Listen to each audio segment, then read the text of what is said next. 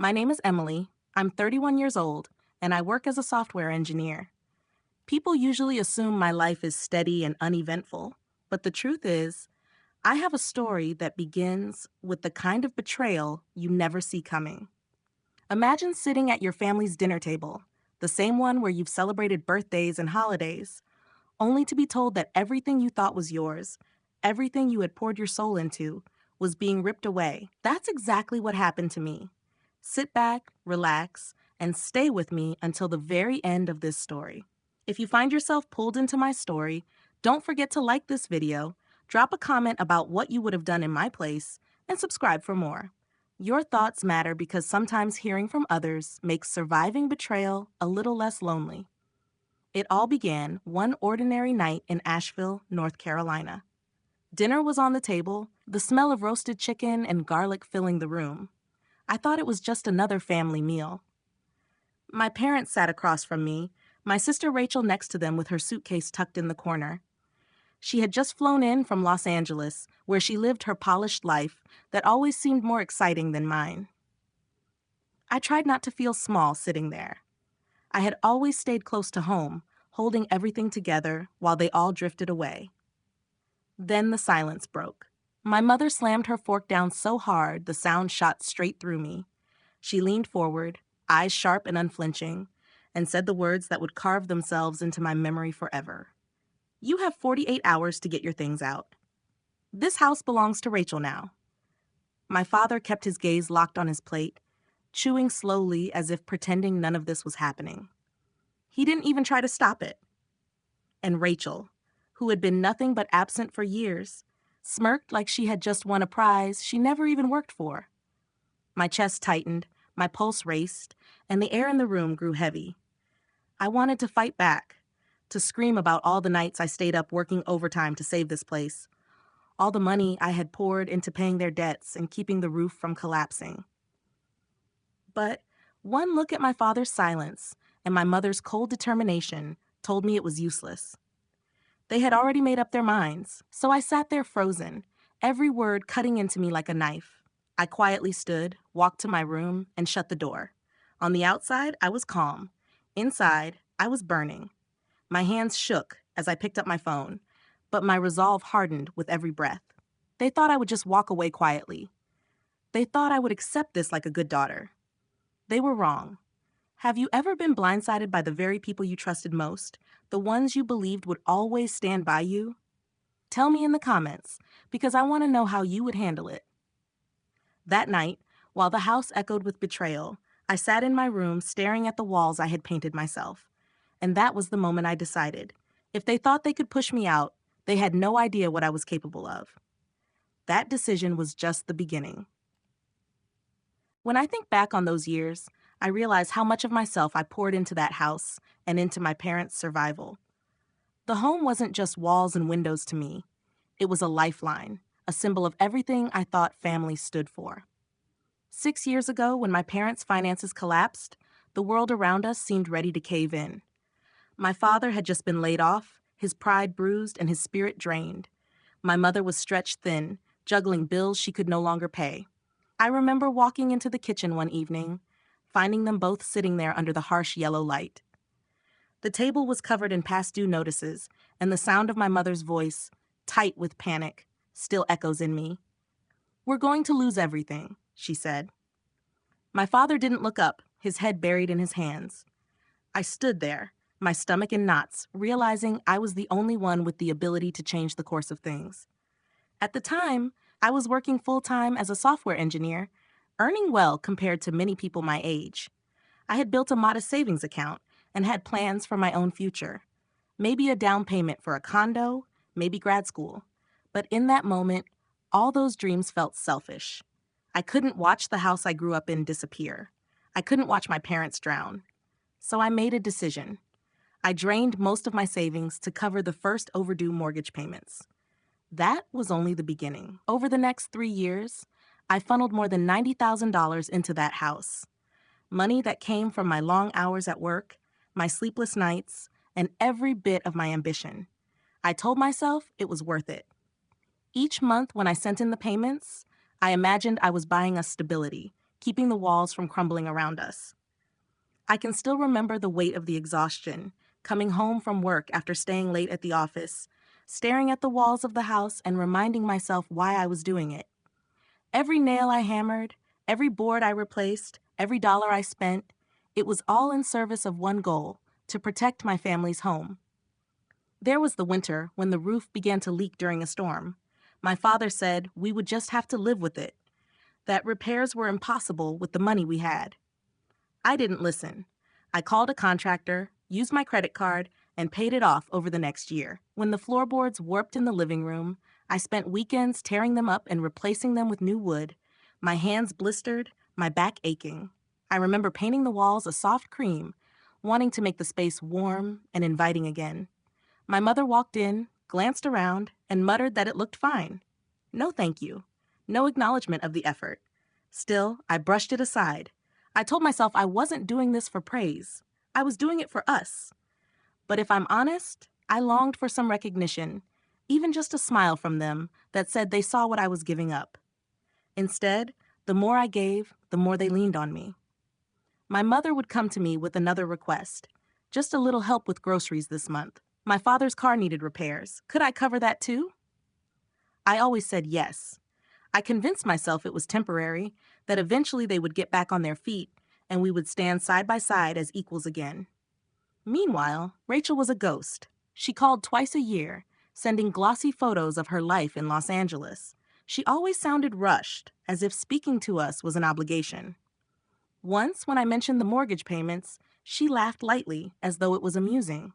"That's your thing, Emily," she said dismissively, like the house was just my personal project, not the roof over our parents' heads. I sent her photos of the freshly painted living room, the new curtains, the sofa I had saved months to buy. She didn't reply. I tried to tell myself it didn't matter. I was doing this for the family, not for her approval. Still, her silence cut deeper than I let myself admit.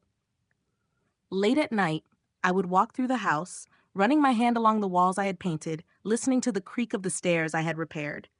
I convinced myself these walls would hold my future too. Maybe I'd raise children here one day, carry on the legacy my grandfather began when he built it. It wasn't just a building. It was proof that I could hold things together, even when everything else threatened to fall apart. But the cracks were always there, hidden beneath the surface. My parents never praised me for keeping us afloat.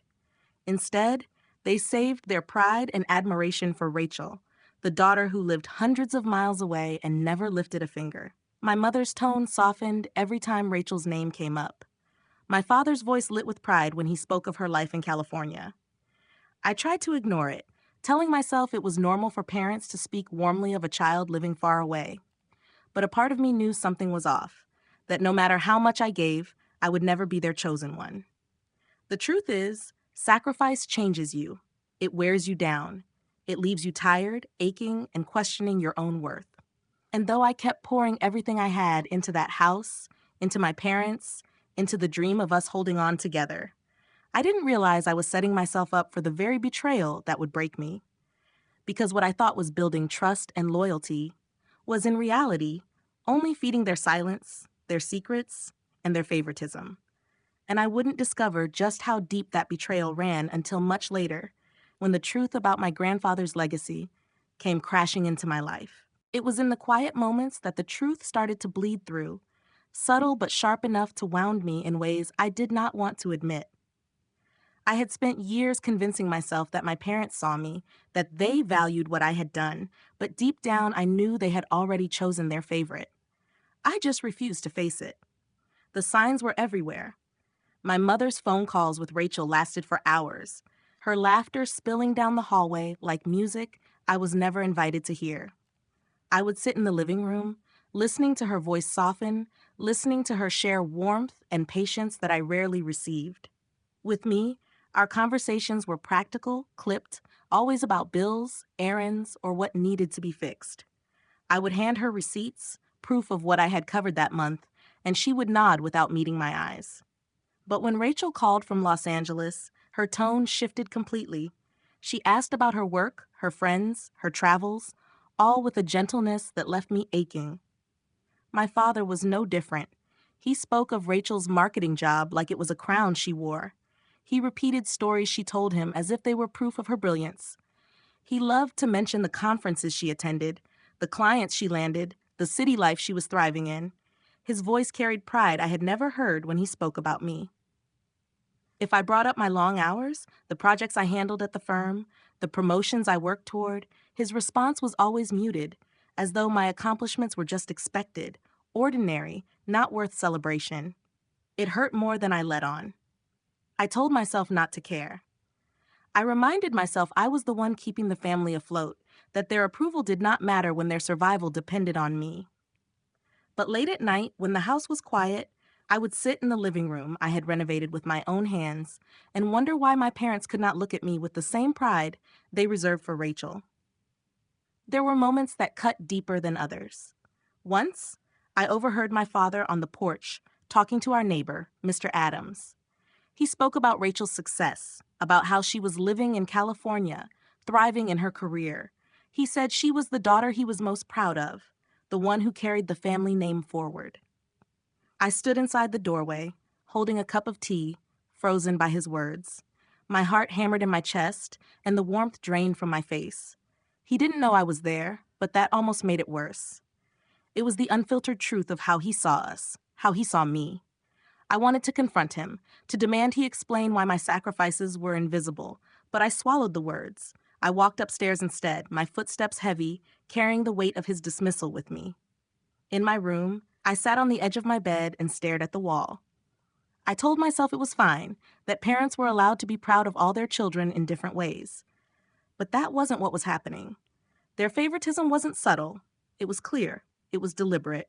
The divide grew sharper during holidays. Rachel would fly in, gifts in hand, dressed in expensive clothes, her stories polished for the dinner table. My parents' eyes lit up as though the room had suddenly grown brighter, just because she was there. I watched them laugh at her jokes, lean into her stories, hang on her every word. And me? I was the one clearing plates, making sure the food was served on time, checking the thermostat to keep the house warm. I was invisible in my own home, reduced to the role of caretaker while Rachel basked in their adoration. It was not just the attention. It was the way they excused her absence, her distance, her disinterest. When she forgot birthdays, they said she was busy. When she failed to visit for years, they said flights were expensive. But when I worked overtime and missed a family dinner, my mother's eyes narrowed, her voice sharp with disapproval. When I forgot to replace the light bulb in the hallway, my father muttered about responsibility. The double standard was suffocating. Sometimes I thought maybe I was imagining it. Maybe I was being too sensitive. But then I would see the way my mother's eyes softened when she spoke to Rachel on the phone, or the way my father straightened his shoulders when he bragged about her to neighbors. And I knew it was not in my head. They had chosen who mattered more, and it was not me. The favoritism stung not just because of what it said about them, but because of what it revealed about me. No matter how much money I spent, no matter how many hours I sacrificed, no matter how deeply I bled for that house, it was never going to make me enough for them. I kept thinking if I worked harder, if I gave more, maybe they would finally see me. But I was wrong. Their eyes were always fixed on Rachel, and I was the shadow left behind. One night, after another phone call filled with my mother's laughter, I sat on the living room sofa and felt a surge of bitterness rise in my chest. I hated the way I envied Rachel, hated the way their favoritism twisted me into someone I barely recognized. I clenched my fists, trying to push down the anger, but it refused to leave. I told myself I was stronger than this, that I didn't need their approval. Yet deep down, I was still that daughter craving to be chosen. The favoritism had carved cracks in our family long before that dinner table ultimatum. It had been chipping away at me for years, preparing the ground for the betrayal I would eventually face. I just didn't know how deep it ran, or how deliberate their choices truly were, until the truth about my grandfather's will came to light. And that revelation would shatter everything I thought I understood about my family. The night after my mother's ultimatum, I lay awake in my childhood bedroom, staring at the ceiling, unable to breathe past the weight pressing down on me. Every memory of what I had done for that house circled in my head, each one sharpening into anger. I kept hearing her voice telling me I had 48 hours to leave, as if I were some stranger they wanted gone. My father's silence was almost worse. If he had raised his voice, if he had defended me, I could have understood. But the way he lowered his head and let it happen was a betrayal that sat deeper than any words. I picked up my phone and stared at it for what felt like hours. There was only one person I trusted to tell the truth, only one person who had never made me feel small. Samantha. We had met our first year at UNC Chapel Hill, two nervous girls trying to figure out who we were. Over the years, she had become my anchor, the person I turned to when the world spun too fast. Now, she was a lawyer with a sharp mind and a sharper sense of justice, the exact person I needed. I dialed her number with trembling hands. The moment I heard her calm, steady voice, I broke. Words spilled out of me in a rush. The slammed fork, my mother's cold announcement, Rachel's smug smile, my father's refusal to look at me. I told her how the house I had sacrificed for was being handed to someone who had abandoned us, for years. Samantha didn't interrupt. She just listened, the way she always did, letting me empty the chaos in my chest. When I finally went silent, her voice came firm and clear. Emily, do you have any legal papers tied to the house? Anything at all from before your parents took it over? The question stopped me cold. I hadn't thought about legalities. To me, the house had always belonged to my parents. That was the narrative I had lived with my whole life. But her question struck something buried inside me. Memories of my grandfather came rushing back, uninvited and vivid. I saw him on the front porch, the wood creaking under his boots, his weathered hands holding a chipped coffee mug. He had built the house brick by brick when he was a young man, his pride woven into every corner. When I was little, he used to sit me on his lap and tell me stories about how he laid the foundation, how he wanted this house to last through generations. One evening, I remembered him leaning close, his voice raspy but strong. "This place will always be yours, Emily. You understand? Yours." I had smiled then, thinking he was just making me feel special.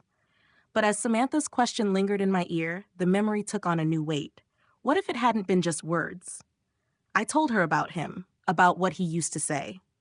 There was a long pause on the other end of the line. Then her voice sharpened. "Give me an hour," she said. "I'll check something." The call ended, leaving me with nothing but silence and my own restless pacing. I walked the hallway over and over, my fingers trailing along the walls I had painted myself. My mind raced through possibilities. Could my grandfather have left something behind? Could he have meant for me to have the house all along? And if he had, why had my parents never mentioned it? I pulled out an old box from my closet, dust puffing into the air as I opened it. Inside were photographs, letters, scraps of memory.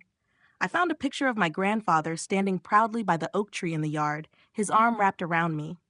His smile was wide, his eyes crinkled at the edges. I stared at the photo, my chest tightening, wondering if he had trusted me more than anyone else. And if that were true, my parents had buried his trust just as easily as they were trying to bury me. The hour dragged like a lifetime. When my phone finally rang, I answered so quickly my voice cracked. Samantha didn't waste time. "Emily," she said, her tone urgent, "you're not going to believe this. I pulled records from the Buncombe County Clerk's office. Your grandfather did leave a will. It names you as the sole heir to the house. Not your parents, not Rachel, you." My knees went weak. I sank onto the bed, clutching the phone to my ear. My hands trembled so badly I thought I might drop it. "Are you sure?" I whispered. "I'm sure," she said. "It was signed, notarized, and filed 3 years before he died. Your parents had access to it. They knew." Her words struck like lightning. My parents had hidden the truth. They had watched me drain my savings, cover their debts, rebuild the house with my own hands, all while knowing it was already mine. They had let me bleed while planning to hand it over to Rachel, as if my existence meant nothing. The betrayal spread through me like fire. I pressed the photo of my grandfather to my chest, tears stinging my eyes. His promise echoed in my memory. "This place will always be yours." He had trusted me with his legacy, and my parents had tried to erase it. I wanted to scream. I wanted to storm downstairs and confront them with the truth. But something inside me told me to wait. Not yet. This wasn't the time for anger. This was the time for strategy. Samantha's voice cut through my thoughts. Emily, listen to me. You have legal rights to that house, and if we act quickly, we can enforce them. Her calm steadiness pulled me back from the edge. For the first time since the fork slammed on the table, I felt a thread of hope. The house wasn't lost. The truth was on my side. And if I played this carefully, they would regret underestimating me. I hung up the phone and looked around my room, at the walls I had painted, at the pieces of myself scattered everywhere. My anger solidified into resolve. My parents thought they could erase my place in this family, that they could bury my grandfather's wishes beneath their favoritism. They had no idea what I was capable of when cornered. And as the night stretched on, I began to plan. Because now I had something far more powerful than rage. I had the truth. And with it, I would change everything. When Samantha told me about the will, I thought I had misheard her. I sat on the edge of my bed, the phone pressed so tightly to my ear that my skin hurt, but her voice was steady, leaving no room for misunderstanding. My grandfather had left the house to me, solely to me. Not to my parents, not split between me and Rachel, but written down in legal terms, signed, notarized, and filed 3 years before his death. My mind spun, trying to absorb the weight of it. All those nights I had worked overtime, all the money I had poured into paying off the mortgage, all the repairs I had done with blistered hands and aching shoulders, and all the quiet resentment I had swallowed, thinking the house would never be mine. Every bit of it had been built on a lie. Because the truth was, it had been mine all along. I remember clutching the phone tighter and whispering to Samantha, "How could I not know?" The tremor in my voice gave away everything I was feeling: shock, confusion, fury, grief. She didn't answer right away. When she spoke again, her words were cold and precise, the way only a lawyer could deliver them. "Your parents had access to the will, Emily. They chose not to tell you. They chose to keep it hidden." I felt my stomach twist, bile rising in my throat. My parents had deliberately concealed my grandfather's last wish. They had let me think I was simply helping them survive, when in truth, I had been preserving what was already mine by right. They had watched me exhaust myself, silently nodding while I gave away years of my life, money that could have built my future. They had let me bleed for their comfort. The betrayal was staggering. I stood up, pacing the room, my hands trembling as I tried to make sense of it. Memories of my grandfather flooded me. I could see him standing in the yard, leaning on his cane, watching me plant flowers by the porch. He had smiled at me that day, his voice warm but serious. "This place will be yours one day, Emily. Don't forget that." I had laughed it off, too young to understand the gravity of his words. Now they roared back at me like thunder. He had trusted me with his legacy, and my parents had tried to erase it. My chest tightened with a mixture of grief and rage. How long had they known? Did they decide to hide it immediately after he passed? Did they ever talk about it in hushed voices when they thought I was asleep? Or had it been a silent agreement between them from the very beginning, both choosing Rachel as the heir in their hearts, no matter what my grandfather had written? The thought of it made me feel sick. I pulled open drawers and boxes, searching for anything I might have overlooked: old envelopes, files, letters. Buried under stacks of receipts and photographs, I found a folded piece of paper from years ago. It was a note in my grandfather's handwriting, addressed to me. My hands shook as I opened it. His words were simple, just a few lines, but they hit harder than anything I had ever read. "This home will protect you, Emily, just as you have protected it. Don't let anyone take that away." Tears blurred the ink as I clutched the note to my chest. He had trusted me. He had chosen me. And my parents had done everything in their power to steal that choice. The air in the room felt too heavy, pressing against my lungs. I grabbed my coat and stepped outside, needing to breathe, needing to feel the cold Asheville night against my skin. The street was quiet, the mountains looming in the distance, the house glowing faintly behind me. I stared at its silhouette and felt a surge of determination pulse through me.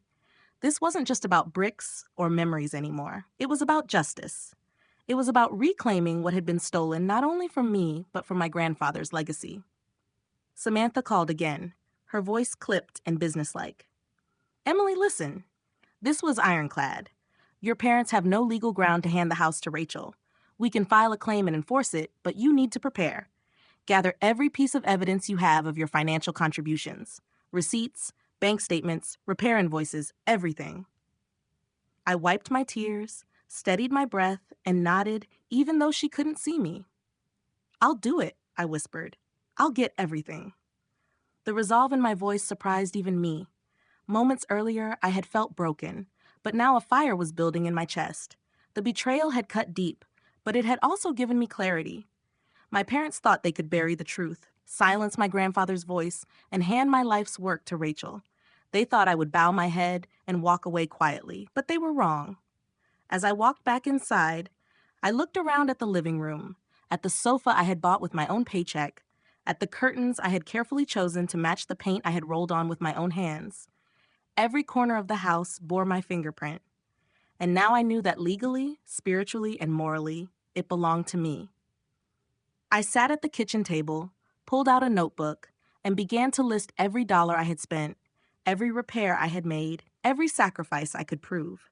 My hand shook at first, but with each line the anger turned into focus, each number a weapon I would use to fight back. My parents believed they had stripped me of power. What they didn't realize was that my grandfather had already given me more power than they ever imagined. They could hide, they could lie, but they couldn't rewrite the truth written in his will. As the night deepened, the betrayal settled into my bones, no longer burning, but crystallizing into determination. I would not let them win. And with Samantha by my side, I finally had a way to strike back. But I also knew that this was only the beginning, and the path ahead would test me in ways I could not yet see. Because knowing the truth was one thing, deciding what to do with it was another. The night I learned about my grandfather's will, I stopped feeling like a victim and started feeling like someone with a weapon no one expected me to have. The betrayal still burned, but beneath it, a sharper determination began to form. My parents thought they could erase me, thought I would bow my head and disappear. But I had proof now. I had the truth on my side. The house was mine, and I wasn't going to wait quietly for them to push me out. The first thing I did was gather evidence. I pulled every file I could find, every receipt, every statement that could prove how much of myself I had poured into that house. My desk turned into a mountain of paper. Bank slips showing the thousands I had sent to cover mortgage payments, invoices for the roof repair I had funded, faded receipts from hardware stores where I bought paint and floorboards. Each slip of paper felt like a piece of armor. Proof that this wasn't just an emotional plea. This was documented reality. I stayed up most of the night organizing everything into folders, labeling them carefully, determined not to miss a single detail. But I knew evidence alone wasn't enough. I needed to protect what was already mine before Rachel arrived, smug and entitled, ready to step into a life she hadn't built. So I called Blue Ridge Movers first thing in the morning. My voice was steady, almost businesslike, though my hands trembled as I spoke. I explained that I needed a rush job, that I needed my belongings taken out by noon. The man on the other end hesitated, asking if I was sure, but when I insisted, he agreed. A truck would be at the house before lunchtime. Hanging up, I walked through the rooms, my eyes scanning every corner. The sofa in the living room, the flat-screen TV, the washer and dryer in the basement, the curtains, the chairs, the little details I had bought to make the place feel alive. All of it was mine. I grabbed a stack of sticky notes and began tagging everything I had purchased. I worked methodically, moving from room to room like a surgeon preparing for an operation. Each time I placed a note, I felt a sense of control return to me. They might have tried to strip me of my place in this family, but I would strip the house bare of everything I had given it. Around mid-morning, the doorbell rang. It was Mrs. Carter, our neighbor from across the street. She was in her 60s, with kind eyes that had seen me grow from a child into the woman I was now. She had noticed me pacing and came to check in. "Are you all right, Emily?" she asked gently. I forced a smile and told her I was just moving a few things out. Her gaze lingered on me, and she shook her head softly. "You've always been good to this house. Whatever's going on, you don't deserve it." Her words hit harder than she knew. For the first time in days, I felt someone was on my side. A little later, Mr. Whitaker, another neighbor who had been friends with my grandfather, stopped by. His work boots were still dusty, his voice rough from years of labor. He looked around the yard and sighed. "Your grandfather was proud of this place. He always said you had the heart to keep it standing." He gave me a nod, nothing more, but it was enough to remind me I wasn't crazy. People who knew him, people who knew me, understood the truth even without seeing the will. By noon, the movers arrived. A crew of 3 men in blue shirts stepped into the house, and I guided them from room to room, pointing to the items with sticky notes. They worked quickly, lifting the sofa, wrapping the washer in thick blankets, carrying the chairs out in pairs. Watching them dismantle the life I had built was both painful and empowering. Each item leaving the house was a reminder that I wasn't handing Rachel anything on a silver platter. She would walk into emptiness, a hollow shell stripped of my labor and my money. As the truck filled, I felt the house grow quieter. The rooms echoed with emptiness, but in that emptiness, I found strength. My pulse steadied. For the first time since the ultimatum, I felt like I was no longer reacting to their betrayal, but shaping my own future. Samantha called while the movers finished loading. Her voice was crisp, filled with purpose. "Keep all receipts from the moving company. Every expense strengthens your case. We'll meet later to notarize an affidavit documenting everything." I promised her I would. Her calm guidance kept me grounded, reminding me that this was not just about emotions. It was about building a case so solid my parents couldn't touch me. By mid-afternoon, the truck pulled away, my belongings safely inside. I stood in the doorway of the now hollow living room, staring at the bare walls. The silence pressed against me, strange and unsettling, but also liberating. They had thought I would crumble. Instead, I had reclaimed what was mine and taken a step toward protecting the legacy my grandfather left me. But as I closed the door behind me, I knew this wasn't over. Rachel was on her way from Los Angeles, her suitcase already packed, her mind full of entitlement. And when she stepped into this stripped house, expecting to inherit a life she never earned, she would find me waiting. I tightened my grip on the doorknob, my chest rising with steady resolve. The confrontation I had been dreading was about to become unavoidable, and I was ready for it. The movers had barely pulled away when the air in the house shifted, as if the walls themselves were bracing for the storm that was about to hit. I had just locked the door and stood for a moment in the empty living room, the echo of my footsteps filling the hollow space, when I heard it. The sharp knock, confident, impatient. My stomach tightened before I even opened the door. I knew who it was. Rachel stood there with a suitcase at her side, her designer sunglasses perched on her head, her hair perfectly styled as if she had just walked out of some California photo shoot. She didn't even wait for me to greet her. She pushed past me, her heels clicking on the hardwood floor, her perfume invading the air. Her eyes darted around the stripped room, confusion flashing across her face before it hardened into anger. "What the hell is this?" she snapped, spinning on me. Her voice was sharp, her tone dripping with entitlement. "Where's all the furniture?" I closed the door calmly, my hand steady on the knob.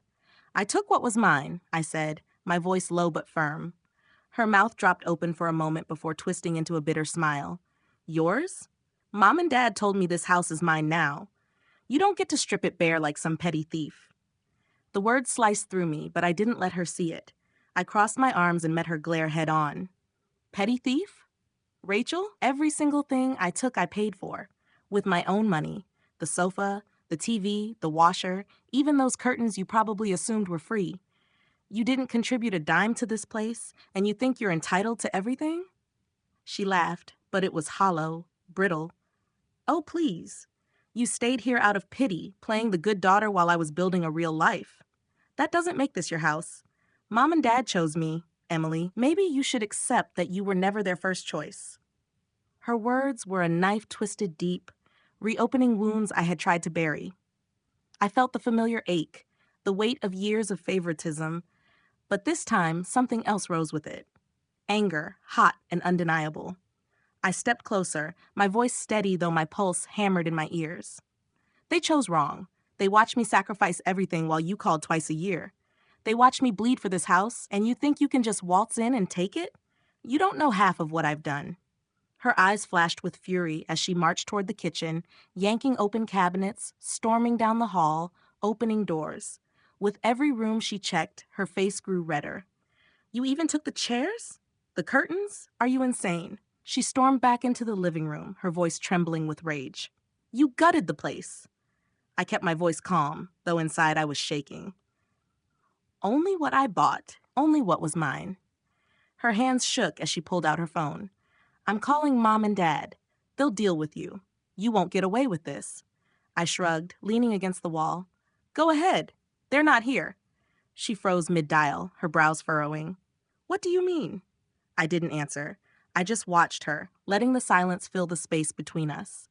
She finally lifted the phone to her ear, pacing the kitchen as she spoke to our mother. Her voice rose, shrill and frantic. "She's stripped it, Mom. The whole place is empty. She's out of control."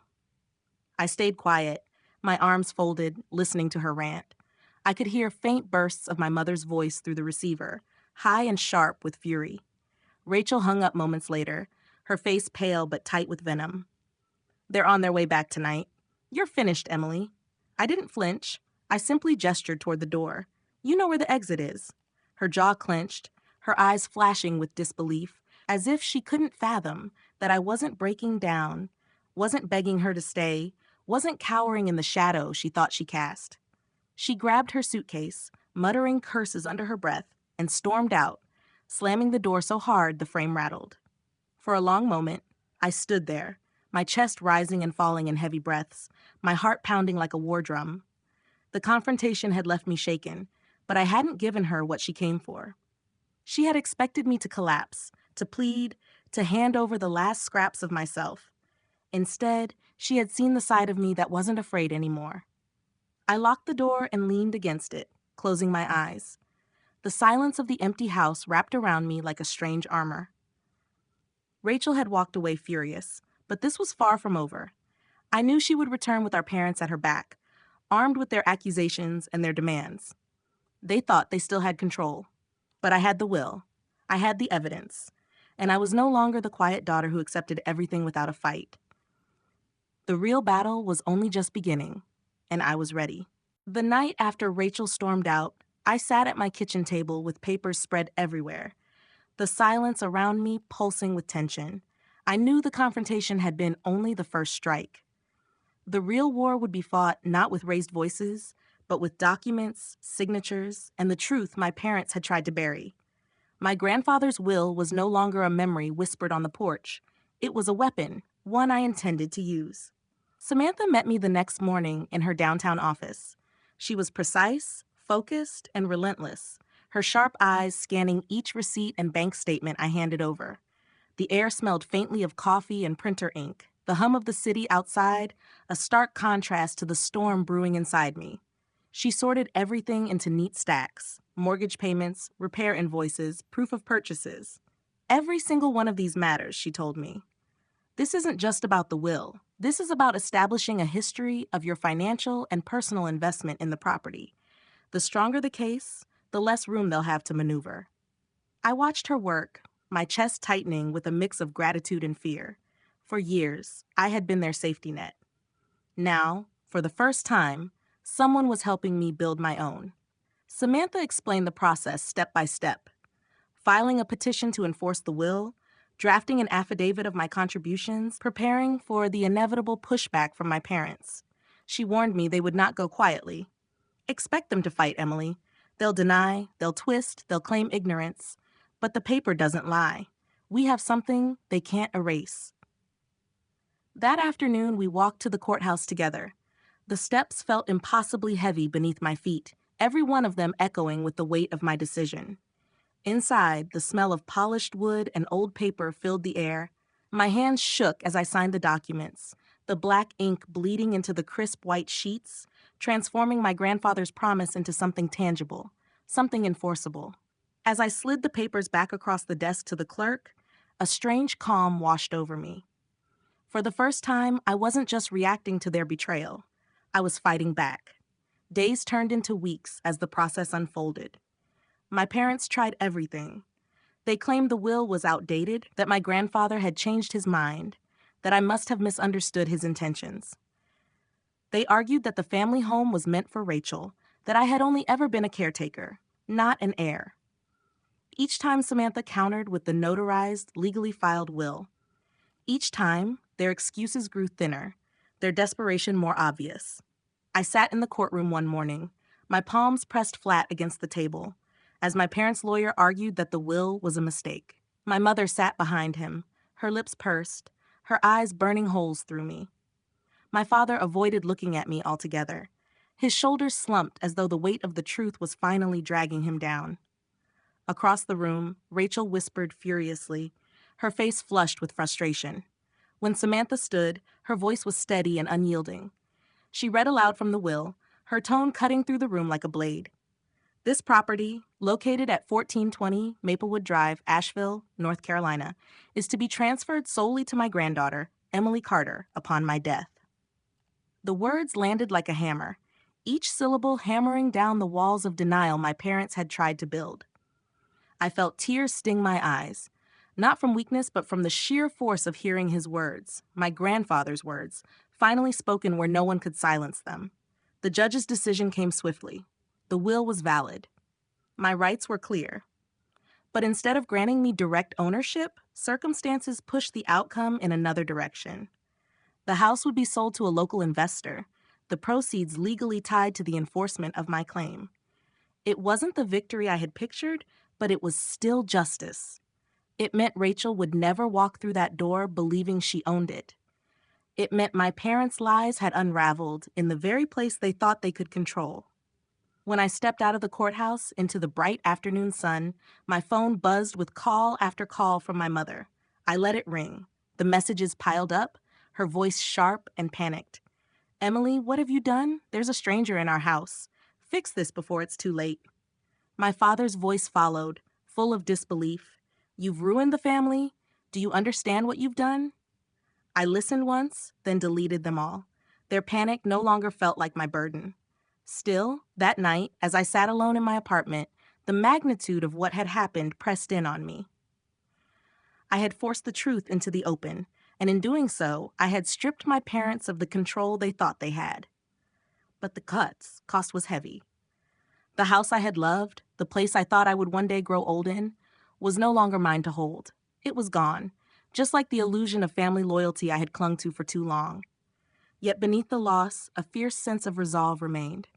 They had underestimated me, believing I would bend, believing I would choose silence. Instead, I had chosen myself. And though the battle in court was over, I knew the war within my family was only beginning. Because my parents were not finished, and Rachel had not yet faced the reality of what her entitlement had cost her. The next chapter of this fight was waiting, and I was ready to meet it. When the court's decision came down and the house was no longer theirs to control, my parents' world began to unravel. I could feel it even from a distance, though I no longer lived under their roof. Word travels quickly in a small city like Asheville, and whispers carried faster than I expected. Neighbors who had once admired my parents for their strength and stability now exchanged glances when their names came up. The story of the hidden will, of their attempt to cut me out in favor of Rachel, spread like wildfire. And unlike the walls of our family home, their reputation could not be repaired with paint or nails. They moved into a small rental at the edge of town, a far cry from the house my grandfather had built brick by brick. I drove past it once by accident, a one-story building with peeling paint, nothing like the place they had once called theirs. It should have brought me satisfaction to see them stripped of what they had tried to steal, but the truth was more complicated. I felt anger, yes, but also grief, because this was the family I had given everything for. And now they were strangers to me, reduced to desperate phone calls and bitter voicemails I no longer answered. Rachel's fallout was different, but just as sharp. She had flown to Asheville expecting to inherit a furnished home, expecting to plant herself in a life built entirely on my sacrifices. Instead, she left with nothing but humiliation. Friends told me later that she scrambled in Los Angeles, dipping into her savings to buy a modest home after her plans collapsed. I imagined her signing the mortgage papers, every dollar slipping from her account, like a reminder that entitlement carries a price. It didn't bring me joy, but there was a grim sense of justice in knowing she finally had to live the life she had dismissed me for. The phone calls from my parents did not stop. Some were filled with anger, accusations that I had torn the family apart, that I had betrayed them. Others dripped with desperation, my mother's voice breaking as she begged me to undo what I had done. "We are your family, Emily. You cannot abandon us like this." But every plea only hardened me further. I had spent years carrying them, fixing their mistakes, covering their debts. Their words no longer had the power to move me. I let the calls go unanswered until I finally blocked their numbers altogether. The silence that followed was heavy at first, like a weight pressing into my chest, but slowly it became something else, peaceful, freeing. Neighbors I had grown up around began to reach out. Mrs. Carter stopped me once at the grocery store, her kind eyes full of sympathy. "Your grandfather would be proud of you," she said softly. "You stood your ground." I nodded, my throat tight, grateful that someone saw me not as the villain my parents tried to paint, but as the granddaughter who honored his wishes. Mr. Whitaker shook my hand one afternoon when we crossed paths downtown. "You did what needed to be done," he said firmly. "They brought this on themselves." Their words mattered more than I expected. It reminded me that the truth had witnesses, that my story was not mine alone to carry. Still, late at night, when the city quieted and I was left alone with my thoughts, the grief crept in. I mourned not the loss of the house, but the loss of family.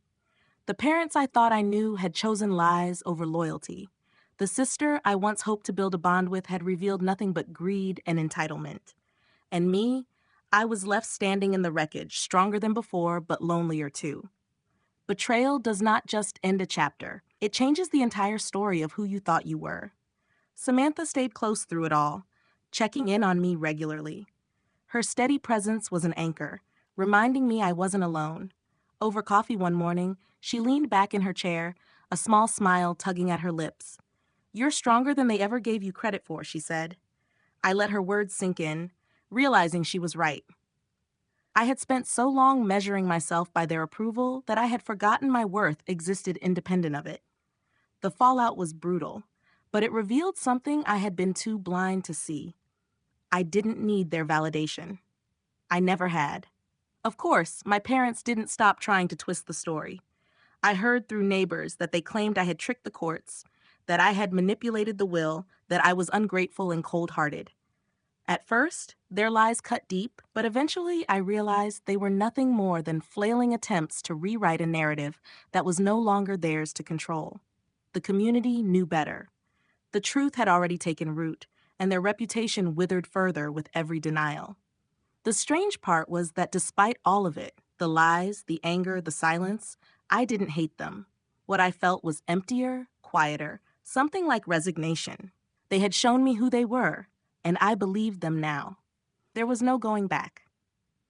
As I walked the streets of Asheville, past familiar faces and places that carried pieces of my past, I felt the weight of everything that had happened settle into something steady inside me. I was no longer the daughter who sacrificed in silence. I was no longer the sister who lived in Rachel's shadow. I had chosen myself, even if it meant standing alone. But deep inside, I also knew the fallout was not the final act. Rachel's resentment simmered across the country. My parents' bitterness festered in that small rental. And silence has a way of breaking when you least expect it. What had happened was not the end of their attempts to control me. It was only the beginning of whatever came next. Months have passed since the day everything fell apart, and yet in many ways it feels like the first time I am truly standing on my own 2 feet. My new apartment in downtown Asheville is not large, but when the morning light pours through the windows and lands on the sofa I fought to keep, I feel something I never felt in that family home: peace. I arranged the furniture myself, chose the curtains, hung the pictures on the wall.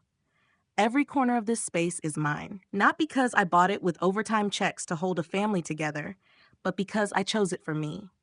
There are still nights when the silence presses in and I wonder if I made the right choice. Cutting ties with your parents is not something you plan for, and the absence of their voices is sometimes louder than their presence ever was. But then I remind myself of the truth. I didn't destroy my family. I simply stopped allowing myself to be destroyed by them. And that realization carries more freedom than I ever imagined. The lesson I carry from all of this is simple, but hard earned. Love is not proven by how much you sacrifice. You can give and give until you have nothing left, but if the people around you refuse to see your worth, no amount of giving will ever change their vision. Real strength lies not in pouring yourself empty, but in learning when to stop. Sometimes choosing yourself is the only way to break free from a cycle that would otherwise swallow you whole. I used to think my value came from holding everything together, from being the one who never walked away, no matter how heavy the burden. But life has taught me something different. My value is not measured in mortgages paid or repairs made. It is measured in the courage to stand up for myself, in the boundaries I set, in the life I am building now on my own terms. To anyone listening who has ever felt overshadowed, dismissed, or used by the very people meant to protect you, I want you to hear this. You are not weak for setting boundaries. You are not selfish for choosing peace. Sometimes the bravest thing you can do is walk away, even if it means standing alone for a while. Because in that solitude, you will discover the kind of strength that no betrayal can take from you. If this story resonated with you, I'd love for you to like this video, leave a comment with your own experiences, subscribe for more stories, and share it with someone who might need to hear these words tonight.